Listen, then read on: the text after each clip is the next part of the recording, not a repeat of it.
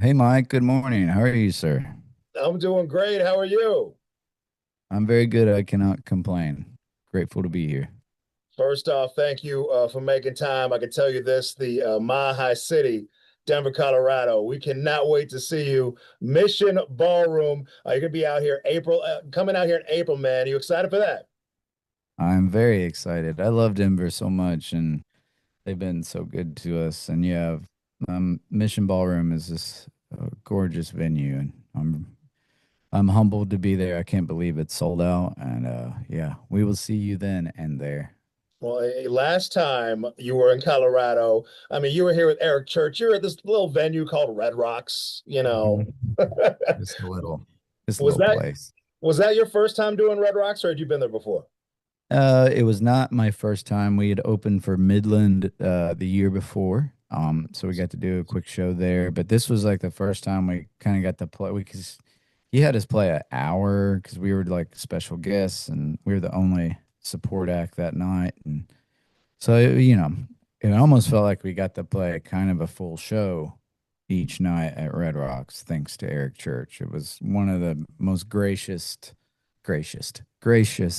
um opportunities I've been given in this business, one of them at least. And um, they were just so good to us. And Red Rocks was so good to us. They showed up early. The place was packed to the back when we went on stage, and just the love we felt each night in those rocks was just evident. And I remember there was a rainbow during while I was playing.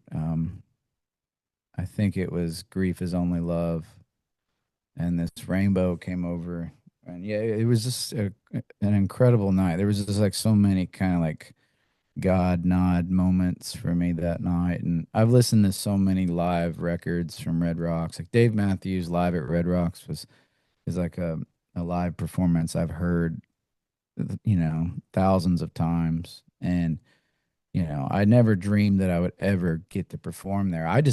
My dream was just going to see a show there as a kid. Yeah. Like I thought, like, if I could ever just see a show here, that would be like a bucket list. And then to find out, like, oh, you're playing 3 nights sold out. That's not the view I expected. It was supposed to be the other way around, but That that view is view like is not, gorgeous. it's one thing for the crowd looking down at the stage. To be on that stage and look up at the crowd, a sea of people is unreal. Yeah, it really is. And what's really awesome about Red Rocks is that you can see everybody so well. That's what's really weird. It's a large crowd. Like a lot of times in a lot of venues, like you can't see anybody. Like you can kind of just see their essence as the lights kind of go over them or whatever. And um, it's a weird the way the place is structured. Like people are far away, but you can see them. Right. I don't know how or why. It's like an optical illusion or something. Well, Stephen, I had a chance to meet you at the CMA Awards, and the CMA Awards broadcast is before the CMAs. And, Hmm.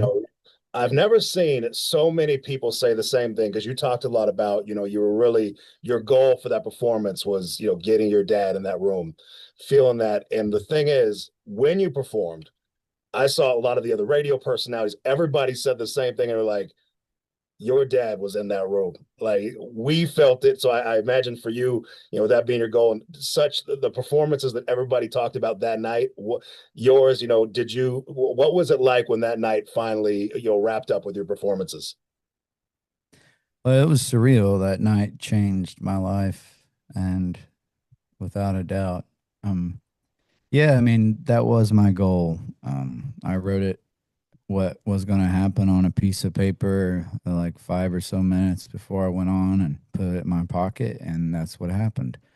And yeah, he showed up big time. I don't remember it. Like I kind of blacked out up there, and I still haven't seen the performance. I haven't watched it. I've seen clips online, of course, but I haven't really Steve and watched it. I've seen so many, TV, it's different. I've seen so many, but like just be obviously having had a chance to talk with you about it, it was different, but to watch it on screen, man, it was breathtaking, man. It was amazing. For me, just sitting there, I felt it. So I really, I'm glad that you accomplished that goal, and like such an awesome moment that everybody felt, and that's very rare that you just see dozens, hundreds of people all say the same thing, and because they remembered you, they remembered what your goal was, and you definitely accomplished it, man. Well, thank you. Yeah, I mean, I think I wasn't supposed to be there for it.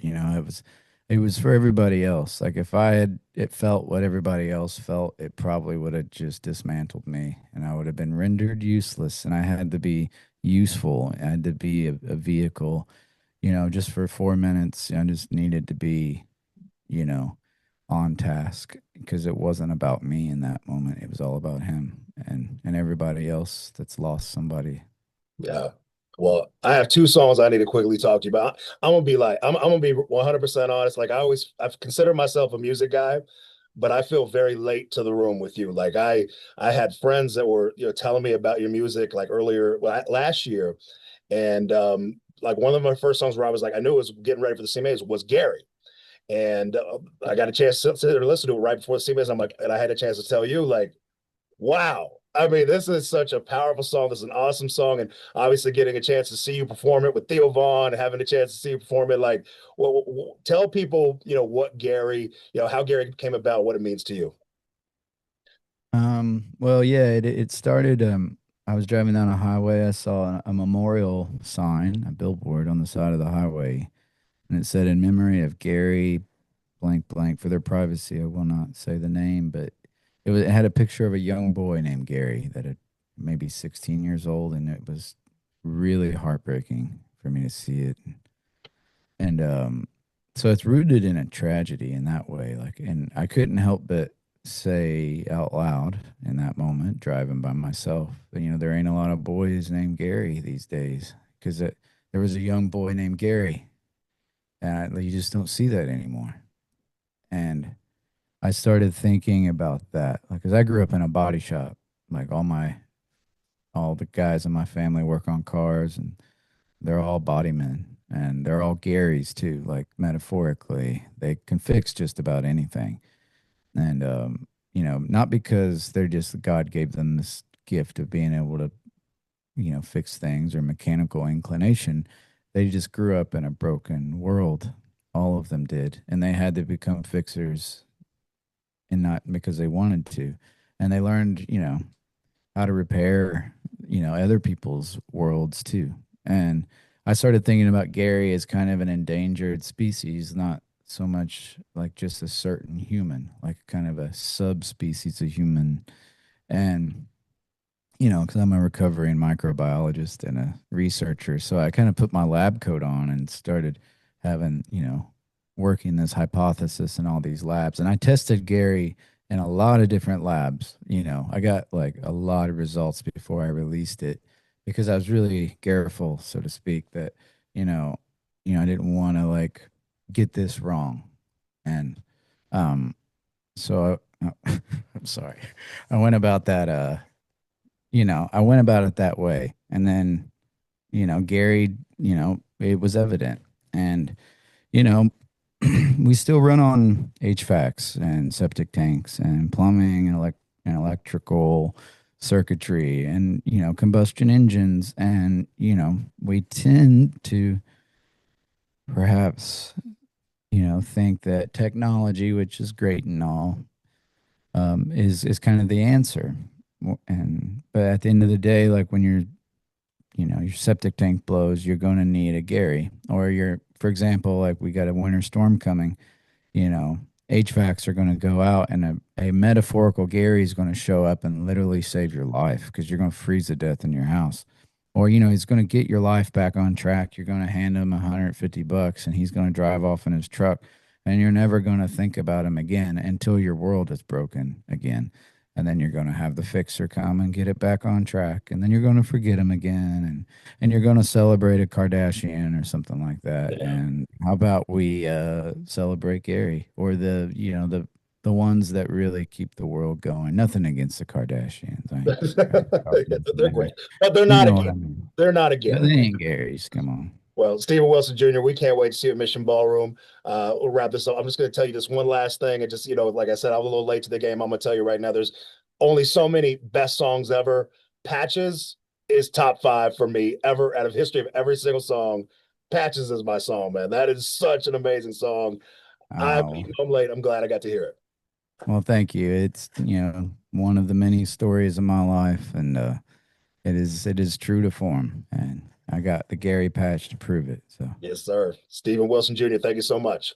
thank you, Mike. Appreciate your time, sir. God bless you.